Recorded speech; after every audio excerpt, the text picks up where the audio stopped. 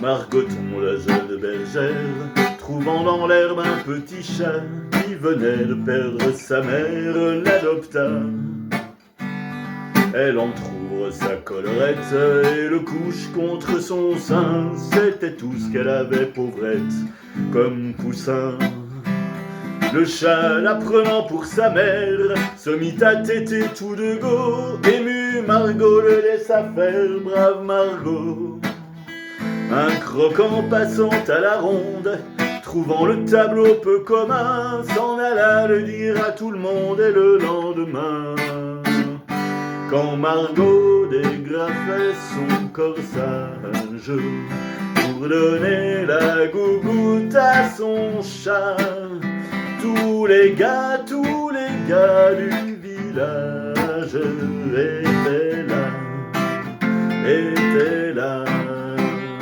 Et Margot, qui était simple et très sage, présumait que c'était pour voir son chat que tous les gars du village étaient là.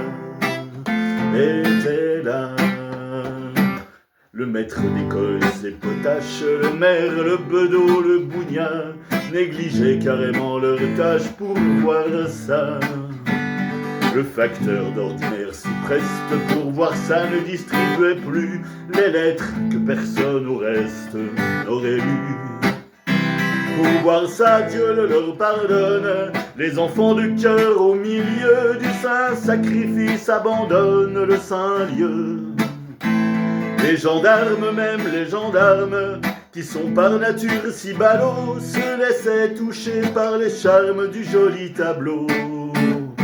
Quand Margot dégrafait son corsage pour donner la gougoute à son chat, tous les gars du village étaient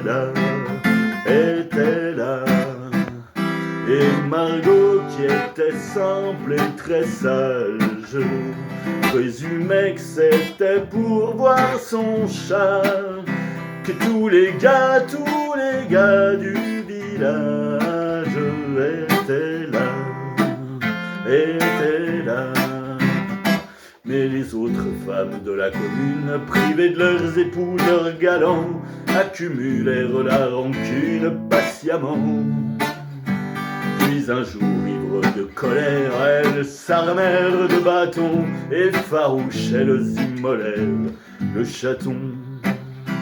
La bergère, après bien des larmes, pour se consoler, prit un mari et ne dévoila plus ses charmes que pour lui.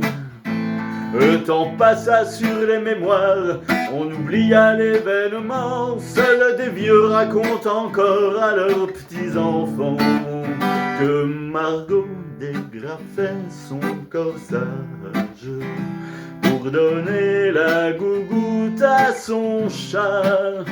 Et tous les gars du village étaient là. Et Margot, qui était simple et très sage, présumait que c'était pour voir son chat que tous les gars du village étaient là.